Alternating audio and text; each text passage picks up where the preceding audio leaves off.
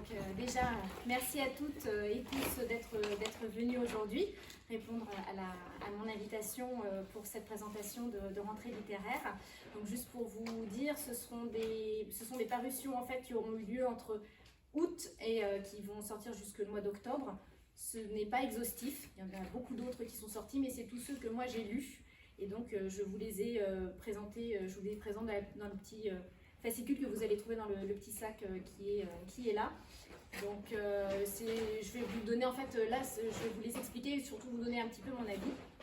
Et pour commencer, j'ai le grand plaisir de recevoir Mélanie Decour, éditrice aux éditions Nathan, pour présenter sa nouvelle collection de romans pour les adolescents qui s'appelle Cours toujours.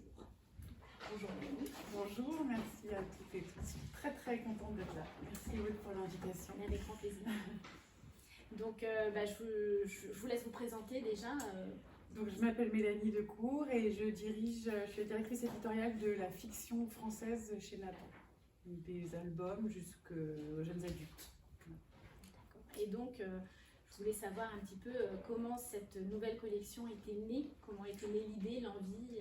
Alors l'idée est née il y a quelques temps, alors que j'écoutais un reportage à la radio sur le succès des short stories, essentiellement dans les pays anglo-saxons. Donc ces histoires très courtes qu'on peut lire d'une traite dans les transports, voilà.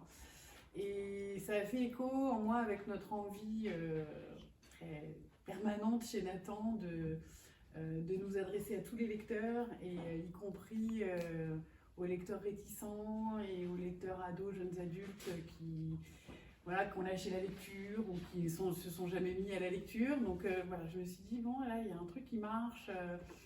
De l'autre côté, on a ces ados qui décrochent parce qu'ils sont sur Netflix, parce qu'ils sont sursollicités, parce qu'ils n'ont pas le temps, pas l'énergie, parce que la littérature leur paraît un monde compliqué, long, fastidieux, qui demande beaucoup d'efforts. Et, voilà. Et puis, il y avait aussi ces études où on essaye de comprendre ce qui se passe avec le décrochage de la lecture. Et puis, on dit que en fait, les 15-25, c'est ceux qui consomment des e-books, c'est ceux qui consomment des audiobooks. On les voit en fait tout le temps en train de lire. On dit les jeunes lisent pas, mais vous prenez le métro, ils sont tous en train de lire. Alors oui, ils lisent sur un écran, mais ils lisent. Ils lisent peut-être pas des romans, mais ils lisent en fait. Donc bon, voilà. Donc on a fait le tour de tout ça. On a rabouté un peu nos envies, ce qui était possible, ce qu'on avait techniquement.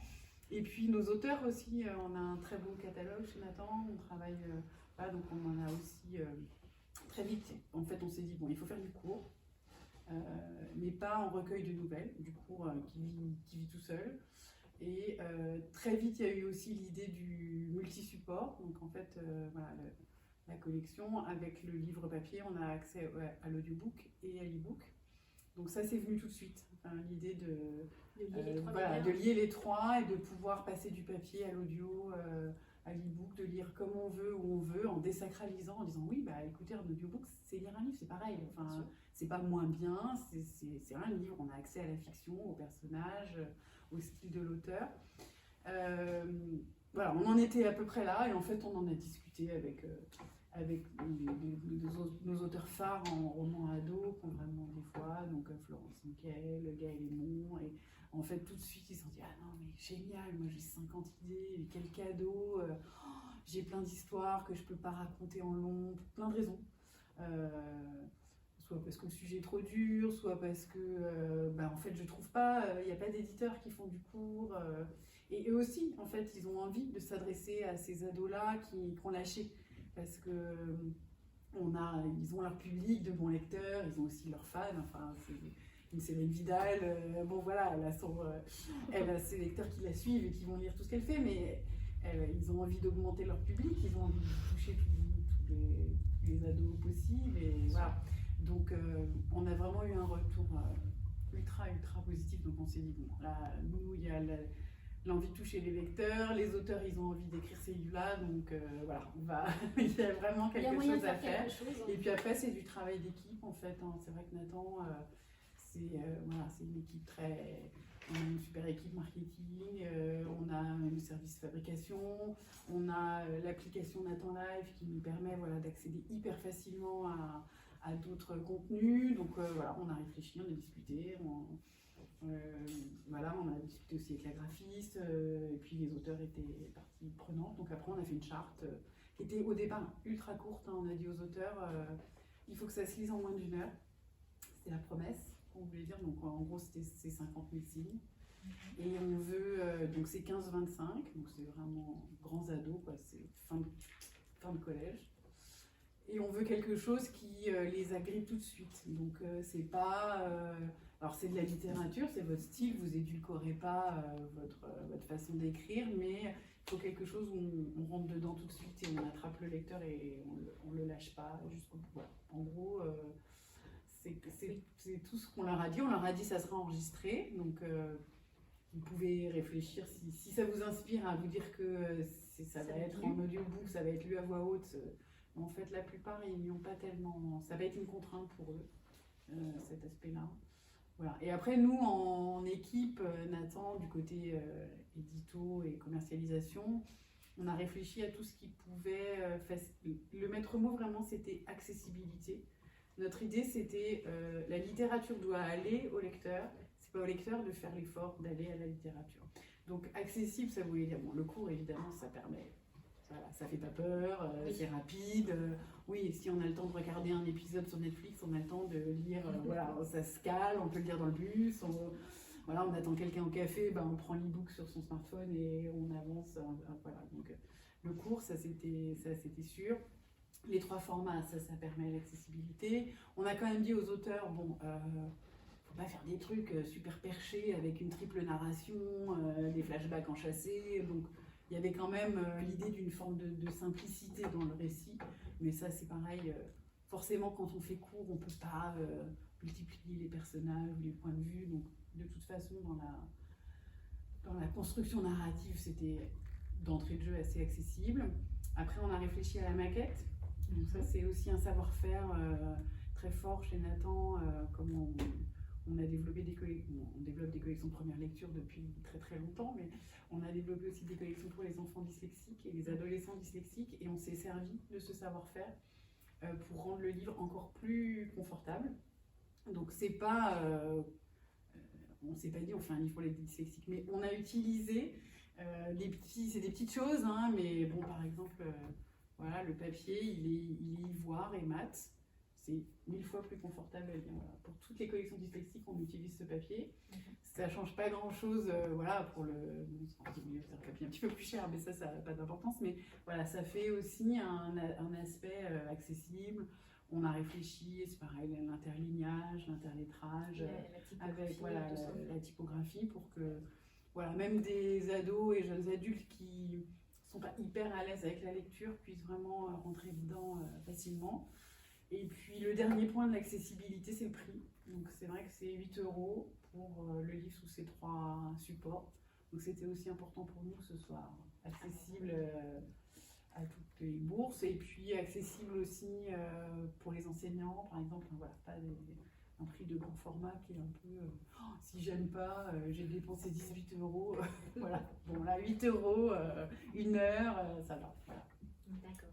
Et donc, vous avez donc 6 livres qui sont sortis d'un coup, ce qui fait des jolies présentations sur table d'ailleurs, parce qu'il y a un joli kaléidoscope de couleurs. On a une super graphiste.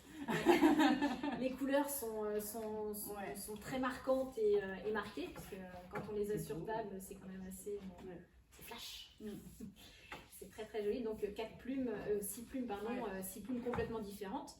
Et 6 manières d'aborder la littérature complètement différentes, avec des thématiques qui parlent aux adolescents en fait. Oui, alors là on a laissé pour le coup, vraiment nous on a fait le choix des auteurs, vraiment les 6 là c'est... on les reconnaît sous le...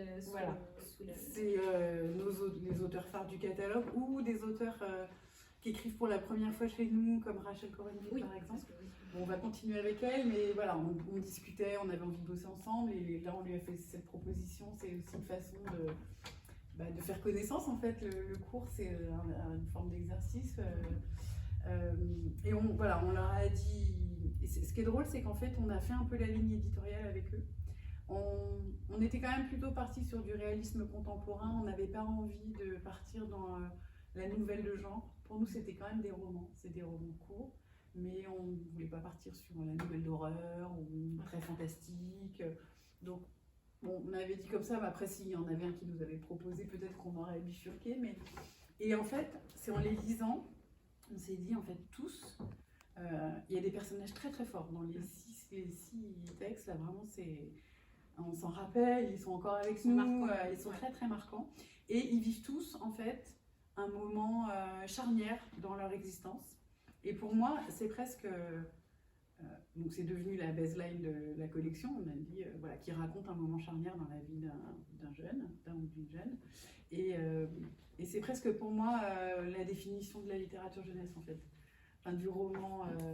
Qu'est-ce qui différencie un roman ado d'un roman de littérature générale quand on s'adresse franchement à des 15-25 finalement, c'est un âge où on peut lire de la littérature générale et des fois ils sont lus par des adultes, des très grands adultes avec beaucoup de plaisir. Et je pense, bon, il peut y avoir l'âge du narrateur, enfin des héros, mais pas forcément. En tout cas, l'aspect initiation, l'aspect roman d'apprentissage, comme vous disiez, le fait que voilà, les personnages vivent une épreuve et qu'à la fin de l'histoire, ils auront grandi par rapport au début de l'histoire. Et en fait, on le retrouve vraiment. Alors, en plus, comme c'est court, évidemment, on est centré sur ce moment, alors que dans un roman, enfin, on va développer avant, le moment, voilà, peut-être qu'il va y avoir des obstacles, et puis bon, la résolution. Là, on est vraiment sur le moment clé. Presque la scène, il y en a certains, c'est unité de lieu, de temps, il se passe un moment et tout bascule pour eux, ou tout change, ou tout évolue en mieux, en plus grand, plus ouvert. Voilà, donc ça c'est... Et ils l'ont fait chacun avec des styles très différents et en abordant en effet des thématiques très différentes, mais ils sont presque... j'ai du mal à dire que c'est des romans sur tel ou tel sujet. C'est plutôt pour moi des personnages et des parcours de vie. Alors, après, ça aborde quand même certains sujets, oui, comme oui. La forte amitié dans Les Poteaux voilà, d'abord. Voilà, c'est vraiment sur oui, alors il y a l'amitié et le risque de faire briser cette amitié très forte. Donc, oui, Les Poteaux d'abord, c'est celui de Rachel Cohen-Blitt. C'est les premières vacances tout seul sans les parents, en fait. Donc, c'est deux amis et ils partent en camping. Tout seuls tous les deux pour la première fois sans leurs parents, donc c'est à la fois cette grande liberté et en même temps comment l'amitié résiste aux tantes mal plantées, à Céline Dion et au racisme aussi, puisqu'il y en a un des deux qui est maghrébin et du coup voilà, donc finalement ce qui devait être une parenthèse enchantée flirte pas mal avec le cauchemar, voilà. Et vraiment c'est tordant le style de Rachel. C'est hilarant, le narrateur, c'est pareil, il est très vivant, on entend sa voix, on l'entend parler, voilà. Donc là, celui-là, il est dans un style assez léger, effectivement, la thématique c'est l'amitié, et aussi, voilà, c'est intéressant comment elle aborde la question du racisme de façon très crue, parce qu'il y a un des personnages qui est vraiment... victime, et le narrateur, lui, il est blanc, il ne s'était jamais posé la question et ça lui arrive, c'est très très bien fait en fait, comme la prise de conscience du narrateur, qui peut être celle du lecteur aussi, et sur un style, un ton quand même assez léger, ce qui n'est pas forcément la caractéristique de tous. Non, les problématiques sont quand même assez diverses. Diverses, ouais. Et puis après, il y a le secret de famille, il y a le harcèlement, il y a... Cynthia aussi sur le secret de famille, c'est un texte assez dur. Oui, avec beaucoup de non-dits. Voilà. Alors ça, Florence, on en a parlé il n'y a pas longtemps, parce qu'on l'a reçu pour une présentation de son livre. Donc comme un homme, elle dit que justement quand on lui a proposé, elle a tout de suite pensé à cette histoire, parce que c'était un sujet, on peut le dire, c'est inceste, hein, ça parle de l'inceste. Le mot n'est jamais cité dans le livre, et à la fois elle ne pouvait pas faire un roman de 400 pages sur l'inceste parce que c'est Dickens en pire, si on aime beaucoup Dickens, donc voilà, elle avait besoin d'une forme courte, et en plus elle voulait beaucoup jouer avec le non-dit, avec l'ellipse, pour ne pas avoir à rentrer avec dans le vif sur le sujet. Oui, expliquer ce qui s'est Et donc passé. ça, c'est possible dans une nouvelle courte, mais sur la longueur. Si on est tout le temps sur les non-dits et l'ellipse, pour le lecteur, c'est insupportable. Et bon, ce qui est très joli, c'est ce qui aussi permet de mettre à distance, c'est que le narrateur, donc le héros, le jeune garçon qui a 18 ans, c'est pas lui qui a été victime, donc en fait il remonte sur un secret de famille qui a touché sa mère en fait. Et donc tout est à distance, et en fait ça traite plus que de l'inceste, enfin ça évoque ce sujet, mais c'est comment on se construit en tant qu'homme, en tant que, voilà, c'est un jeune garçon mais qui est en train de devenir un homme. Quand on sait que les hommes sont capables de ça, quand sa propre mère a été victime de ça, et en même temps comment il y a aussi toute une réflexion sur le fait d'être victime, parce qu'en fait sa mère elle a dépassé l'événement, voilà, comment elle a vécu le drame et comment elle l'a dépassé, et comment voilà, c'est une personnalité très lumineuse et tout, donc ça le questionne ça, en fait ça aborde un million de sujets de plein de façons. Ça peut être lu, voilà, pour un jeune homme, j'imagine que c'est aussi dans cette société post-MeToo, comment voilà, ça questionne la virilité, comment on peut être un homme voilà. Si on est une jeune femme aussi, qu'on a été victime, on peut y voir des choses et voir comment la parole est reçue, entendue. Enfin, c'est multifacette, et c'est surtout les personnages sont vraiment magnifiques. Ce jeune garçon, Ethan, il est très très très très touchant. Ça commence comme un thriller, donc ça attrape le lecteur, et La course dans la forêt. Première page, il dit je vais le tuer, donc de toute façon on est déjà dans une ambiance un peu costaud. C'est très très bien fait, vraiment. Très subtil, comme Florence. Oui, souvent elle est assez subtile. Oui. Après, voilà, ça aborde aussi, comme je disais, le harcèlement aussi, avec. Ça c'est. Là, je dirais, c'est presque le syndrome du sauveur, en fait. Oui, c'est ça. C'est exactement ce syndrome-là, parce qu'en fait, c'est une femme qui va sauver une jeune fille d'un harceleur dans le métro, et qui va se voir comme sa sauveuse et son héroïne. Et donc, du coup, elle veut la sauver de tout. Voilà. De tout le monde. Elle rentre dans une relation d'emprise, en fait, entre la plus adulte des deux et la jeune fille qui a du mal à se dépêtrer de l'emprise de sa sauveuse, en fait. Donc c'est la relation très très bien décrite entre les deux, c'est très très fort aussi. Ah oui, et puis en plus, c'est compliqué déjà de détecter ce comportement. Et puis après, elle fait ça pour lui faire plaisir au départ, et puis après, elle sait plus comment lui dire non. Puis en plus, elle essaye de faire le vide autour de la jeune fille et tout ça pour essayer de l'accaparer, en fait. Ouais. Le mécanisme de l'emprise est très bien décrit là aussi, avec deux. Ce qui est très très fort, c'est que c'est raconté du point de vue de celle qui est la dominante, en fait, celle qui fait l'emprise, qui est quand même assez perturbée elle-même, mais c'est intéressant d'être on est dans sa peau quand même, donc c'est très très fort.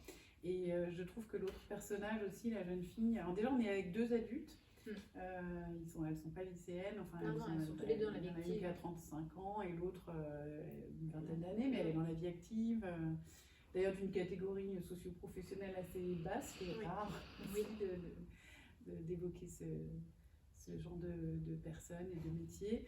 Et ouais, c'est très très bien fait la relation entre les deux, c'est deux beaux portraits de femmes, même si bon, il y en a une qui est moins envie que l'autre, mais en même temps elle est bien intentionnée, elle est diverse. Enfin, voilà, c'est montrer que les personnes qui fait une emprise comme ça, qui est une harceleuse, vraiment, c'est pas un diable, quoi. Elle est pas monstrueuse, elle est pleine de facettes, elle est pleine de contradictions. On en vient à la prendre en pitié, elle aussi. Donc c'est très très bien fait. C'est très subtil. Ouais, aussi très subtil. Puis bon, le style de Céline Vidal, on est très très très fan. C'est très émouvant aussi, très touchant. C'est très touchant celui-ci. Après, donc, il y a celui de Fabrice Collin, donc Aux ordres du cœur, qui est plus sur la maladie. Sur la maladie de la maman, la jeune fille qui essaye d'aider sa mère avec une fin très ouverte. Oui. Une fin très ouverte. Ouais. C'est le seul qui a une fin aussi ouverte sur. On peut y mettre ce que l'on souhaite. Oui, exactement. Ouais. Vraiment. Et la narratrice peut y mettre ce qu'elle souhaite aussi. Exactement. En fait. C'est ça qui est très joli. Et en fait, Celui-là, je trouve que l'initiation est vraiment intéressante parce que, évidemment, le thème, c'est la maladie de la mère qui a, je suppose, Alzheimer. C'est pareil, c'est jamais nommé. C'est une maladie de Et donc, sa fille l'emmène dans un dernier voyage à Londres où la mère a vécu quand elle était jeune. Et c'est à la fois une relation mère-fille très très forte, c'est aussi le thème, ça pourrait être ça. Et puis cette gamine, finalement, elle arrive à ce moment de la vie où on s'occupe de ses parents, et c'est plus les parents qui s'occupent de nous. Et c'est cette transition qu'elle fait et dont elle se libère quelque part, enfin elle arrive à l'accepter en fait. Ouais. Et avec la scène qui m'a le plus touchée, c'est quand la mère redevient lucide en fait un court instant et comprend ce qui se passe. Voilà. Ouais. Et à la fois, c'est le parcours de la mère et le parcours de la fille. Donc, on est surtout centré sur la fille, mais la mère aussi, elle n'est pas la même à la fin de l'histoire qu'au début. C'est un temps très très court, ça dure quelques jours en fait. Ah oui, c'est vraiment très court. Ouais. C'est rythmé par les jours, les chapitres, c'est jour 1, jour 2, jour 3, jour 4. Alors c'est marrant parce que Fabrice il écrit vraiment dans des styles assez différents. Nous il fait du 9-12 chez nous, plutôt petit. Et là c'est tout en demi-teinte, en petites touches, c'est on dirait un tableau impressionniste et à la fin on voit on voit la fresque. Ouais, on voit la fresque et c'est très subtil. Moi c'est un de ceux qui m'a le plus touché en fait. Après chacun c'est ça la grande littérature, c'est que je pense qu'on peut les relire à différents moments de la vie et on sera touché par certains aspects de l'histoire, certains personnages. Voilà, là c'est vrai qu'il y a la maladie de la mère, il y a la relation mère-fille, il y a l'initiation, le fait de devenir adulte parce que voilà, on s'occupe de ses parents et on compte plus sur eux pour s'occuper de nous. Ça fait résonner chez chacun des choses, mais complètement, des choses différentes.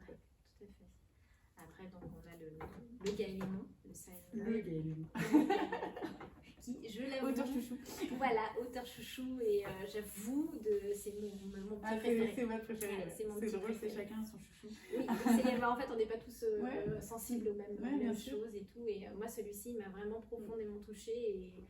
Et j'ai vraiment beaucoup aimé cette facette et puis surtout le fait de donner conscience en fait au lecteur que sa parole, la voix est importante et que parfois il faut savoir dire les choses en fait pour ne pas laisser les silences et la parole a de la valeur. Libérer la parole de temps en temps, c'est pas mal. Parce que le héros en fait ne parle quasiment pas dans sa vie quotidienne. Il ne parle que sur un chat en ligne un forum où il est exigé d'écrire correctement. Oui, parce que sinon c'était un peu trop compliqué de mettre à l'écrit le texte des forums. Donc c'est un forum où on a une bonne orthographe. C'est une petite licence poétique, on va dire. Voilà, avec des modérateurs qui veillent à ce que ça soit bien formulé. Tout se passe bien et justement c'est là où il va lui aider des personnes et trouver de l'aide également pour. Et dans ce forum il s'appelle Silent Boy parce que en fait souvent il lit mais il participe très peu au débat et lui il vit dans un internat de garçons assez dur, voire très très dur, où les relations entre garçons sont vraiment terribles entre les caïds, les populaires et puis ceux qui sont malmenés et ceux qui comme lui se tait, ça va, lui s'est dit qu'en se taisant, en étant quand même plutôt du côté des caïds, ça devrait aller. Et en fait, à un moment, il se rend compte que sa position est intenable. Un jour où il est au courant d'une situation de violence. Donc là, il se dit qu'en fait, le silence n'est pas une solution ni pour les victimes, ni pour lui en tant que... Là aussi, en tant qu'homme en devenir, en fait, et que voilà, finalement, être un homme, c'est aussi parler, participer à la société, être... voilà, c'est aussi sur le courage, sur... ah oui, on peut y mettre aussi beaucoup de choses. Et c'est très intéressant, parce qu'il y a à la fois sa vie dans l'internat et une espèce de double vie sur ce forum. Donc il y a les échanges avec la force que ça lui donne. Alors sur le forum, c'est assez écrit comme langue, puisque donc ils sont tenus à un certain niveau de langage. Et en revanche, dans les dialogues dans l'internat, enfin dans la relation garçon, alors Gaël, il connaît énormément il est vraiment en prise avec la vie des ados, il est dans des collèges, dans toute la France. Donc, il a décrit des choses qu'on lui a racontées, des choses qu'il a vues et entendues. Donc, des fois, c'est dur, quoi. Vraiment, les rapports qu'ils ont entre eux. C'est dur de réalisme, en fait. Ouais, mais c'est très, très juste. Hein. C'est vraiment très beau livre aussi, un très beau personnage. Ouais. Et puis, on en sort un peu changé quand même de cette lecture. Ouais. C'est vraiment très subtil, très joli. Très beau texte. Ouais. Et donc, pour finir... Le meilleur titre du monde. Le plus mauvais livre du monde de Vincent Cuvillier. Avec des questions qui peuvent fâcher, des fois, qu'il ne faut pas poser. Quand je l'avais pitché à notre équipe de représentants, j'avais dit et si tenir tête à un vieux con pouvait avoir du bon. C'est un peu ça. Les hasards des rencontres, parce aussi, que il y a un hasard énorme. C'est l'histoire de Paul, il s'appelle, il a 18 ans, et il part de chez lui un peu par désœuvrement et ennui, c'est une espèce de fugue qui dit pas son nom, avec un téléphone sans batterie, genre 23,57 € et rien, voilà. Et il se retrouve dans le train, enfin il est à la gare, donc il va monter dans le premier train. Et il se dit non mais j'ai pas de batterie, j'ai rien, je vais m'ennuyer, donc il prend un bouquin au pif dans la boîte à livres. Il hésite entre 2 livres. Ouais. Après il regrette son choix. Et en fait il se trouve que c'est le plus mauvais livre du monde, c'est pédant, c'est atroce. Alors Vincent s'est donné à cœur joie pour nous écrire des passages du plus mauvais livre du monde, donc c'est absolument atroce. Et il n'en peut plus, mais en même temps il n'a rien d'autre à faire. Bon, bref. Et il va se faire virer du train parce qu'il n'a pas de billet et il aboutit dans un petit village de bled improbable et il est au bistrot, voilà. Il réessaye de lire son livre. Voilà, il insiste et arrive un type qui détonne complètement, un vieux type comme il dit, qui détonne complètement. Il est habillé tout en blanc avec sa barbe, il commande un jus de goyave bio, donc il est un peu l'extraterrestre dans le bistrot paumé. Et en fait, il se trouve que c'est l'auteur du plus mauvais livre du monde. Voilà. Donc c'est la rencontre entre ces deux personnages. Parce que l'auteur va l'inviter à venir planter sa tente dans son jardin et à l'issue d'un repas un peu arrosé, va poser la question qu'il ne fallait pas poser. Voilà. Que pensez-vous de mon livre? Que pensez-vous de mon livre? Voilà. Donc c'est vraiment, alors là pour le coup, on est sur l'opposition de génération et sur le fait que voilà, grandir et devenir adulte, c'est aussi un moment. Lui, il dit qu'il dit jamais rien, qu'il n'a jamais d'avis sur rien, il est un peu l'ado, un peu tout mou là. Et en fait, là, il va être obligé de sortir de lui-même. Enfin, il va s'affirmer. Alors, il y a aussi un petit enjeu. Il y a la fille du pire auteur du monde est assez canon. C'est ce qui le pousse à accepter l'invitation et à aller à ce dîner et planter la tente chez cet affreux personnage. Donc voilà, c'est aussi la jeune fille et la possibilité d'une idylle qui le pousse à sortir de lui-même et à s'affirmer face au père de... Défier l'autorité, voilà. Enfin affirmer... Et défier l'autorité, c'est aussi s'affirmer lui en tant qu'éventuellement futur écrivain, parce qu'il écrit lui aussi, enfin voilà. Donc, et en tant qu'adulte, finalement, avec une voix, avec... prendre conscience que ce qu'il dit n'est pas a de l'intérêt, a de la valeur, que donc lui aussi a de la valeur, c'est assez bouleversant aussi pour lui. Oui, après c'est dit plus sur le ton de la légèreté. Enfin, ah oui, alors là c'est vraiment à mourir de rire. Hein. Là pour le coup, on est dans la franche rigolade. Là il prend du recul. Ouais. Moi je l'ai lu, j'avais le manuscrit dans un train et j'avais... une de mes filles à 14 ans qui le lisait par-dessus mon épaule et qui ricanait. Les situations sont quand même assez oui, c'est très drôle. C'est très drôle, mais derrière, voilà, il y a aussi du sens, il y a aussi un personnage qui évolue. Là aussi, on a sur un moment charnière, cette scène du dîner, ça pourrait être une pièce de théâtre. Ah oui, ça pourrait. Mais vraiment, parce qu'en plus, c'est très théâtral en plus, la description. Des dialogues qui fusent, Vincent Cuvillier maîtrise bien ce style. Donc voici donc les 6 qui sont déjà parus et donc la collection va sûrement grandir. Oui, tout à fait, c'est prévu. On adore trop. Très content d'éditer ces livres. Donc oui, on en a prévu 6 en 2021. D'accord. Mais pas tous en même temps parce que c'est quand même beaucoup de travail. Oui, puis après ça risque aussi d'embouteiller un petit peu. Oui. Bon après ils se lisent vite et notre idée c'était aussi... C'est pour ça qu'on a sorti 6 en même temps.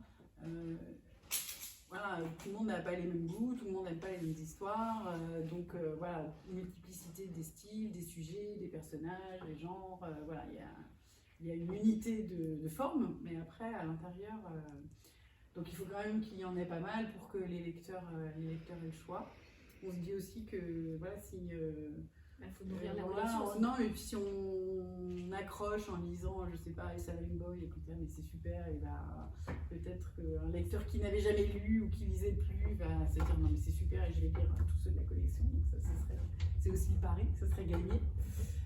Ou j'allais lire les autres romans, les pavés de cet auteur, parce que vraiment j'aime bien son style et sa voix, et j'adore cette expérience de lire ses livres. Voilà, donc on multiplie on met le plus de canne à pêche possible pour essayer voilà, que ça plaise, quoi, et qu'on arrive à conquérir de nouveaux lecteurs. Donc en effet, en janvier, on a 2 titres. Un qui s'appelle Outrageusement romantique, et qui est écrit par Manu Cos, qu'on aime beaucoup et qui travaille beaucoup chez Nathan, qui est génial. Alors là, je ne peux pas vous le pitcher parce qu'on n'a pas trouvé encore comment le pitcher sans raconter l'histoire. C'est un peu le problème de ces textes très courts, oui. C'est que... En fait, le résumé, souvent, on est... Ouais, bah d'ailleurs, on n'a rien lu, nous, parce que... Non, mais... Voilà, à vous je le dis parce que vous êtes prescripteurs et prescriptrices, mais pour les lecteurs, moi j'ai horreur de savoir ce qui va se passer. Donc, et encore, on n'a pas dit les fins. Non, on n'a pas dit les fins. Mais, non, mais il est génial, vraiment. Alors là, on se fait retourner les comme une crêpe. On n'a pas vu venir le truc. Ah, j'adore ce genre de livre. Et en 50 000 signes, c'est vraiment une gageure d'arriver à emmener le lecteur assez loin et retourner dans la situation. Et puis, Si tu avances, qui est un très très beau roman de Cathy Itac, qui se passe en Provence, dans le sud de la France. C'est l'histoire d'une jeune fille qui part sur un chantier de fouilles, c'est pas des fouilles, mais un chantier archéologique où ils doivent reconstruire des murets comme au Moyen-Âge. Alors, elle en a rien à fiche des murets comme au Moyen-Âge, mais juste qu'il y a le garçon qu'elle convoite qui participe à ces fabrications de murs. Donc, voilà, elle se dit, si on s'intéresse, on va se retrouver 15 jours dans le sud de la France, là, ensemble et tout. Puis en fait, ils veulent lui faire comprendre qu'elle ne l'intéresse pas du tout. Et donc, elle a une espèce de grande vague de désespoir comme ont parfois les ados, et elle court elle s'en va dans la nature, et à un moment elle a une pulsion de mort et elle se jette dans le vide. En fait, elle se rate complètement parce que c'est un espèce de ravin tout minable, donc elle se fait juste super mal, et en fait le livre c'est pas du tout sur cette pulsion de mort et sur son désespoir, c'est plutôt derrière elle se rend compte de ce qu'elle aurait pu faire. Et voilà, c'est comment elle remonte la pente au propre et au figuré, et comment elle va goûter la vie après avoir été si proche de l'envie de mourir. Et moi, elle va se rendre compte que c'est pour pas grand chose, mais voilà, elle s'interroge aussi sur pourquoi je suis allée aussi loin pour si peu. Et c'est Cathy Itac, là, dans le genre subtil, elle est vraiment... Elle nous fait adorer cette gamine, quoi. On se retrouve tous, tous ceux qui ont lu le manuscrit, on a toute l'impression que c'était nous, avec nos enfants, vraiment, elle est... Sa parole. Ouais, elle est très, c'est un personnage très subtil et très touchante, et elle a à la fois, c'est marrant parce qu'elle a à la fois beaucoup de recul sur elle-même au fur et à mesure que le livre avance, et en même temps, elle fait des trucs complètement stupides comme se jeter dans un ravin. Voilà, donc c'est très, très beau livre. Et évidemment, elle sort grandie de l'épreuve, mais plus du chemin qu'elle a fait. C'est vraiment sur le chemin, en fait, ça s'appelle Si tu avances, mais oui. Voilà, c'est l'idée que c'est pas où on va, c'est comment on y va et comment la route est jolie et intéressante. Ça sort début janvier. J'ai hâte de découvrir ces textes de Rueil. Et puis ceux qui suivent, je ne peux pas vous le dire encore, mais il y a du lourd. Des noms. Alors, je peux vous dire Thomas Cotto. Voilà. allez, je fais qu'un name dropping, mais ouais, non, clairement, ce Thomas, moi j'ai pleuré dans ma. J'ai tiré des trucs, en même temps, t'aurais pas dû m'envoyer ça avant le week-end. Voilà. C'est un des. Vraiment incroyable, magnifique. Vraiment, je pense. J'ai vraiment hâte de les découvrir. Écoutez, merci d'être venu nous présenter cette collection qui, je l'espère, trouvera sa place sur les étagères des bibliothèques et des, Bah oui. des, Ouais, c'était. des CDI également. Les CDI, ouais. C'était, on avait pas mal cette idée-là des livres qui sont dans les CDI et que les gamins, voilà. Ah, c'est petit ça, c'est joli, il y a les belles couleurs, et bam, on se fait attraper par la littérature une fois qu'on a le virus, c'est pour toujours. Donc voilà, on a vraiment envie de. Bah, ce virus-là, on a envie qu'il circule beaucoup. Oui. Celui-ci, qu'il soit contagieux, c'est fini. Ouais. Écoutez, merci beaucoup. Merci.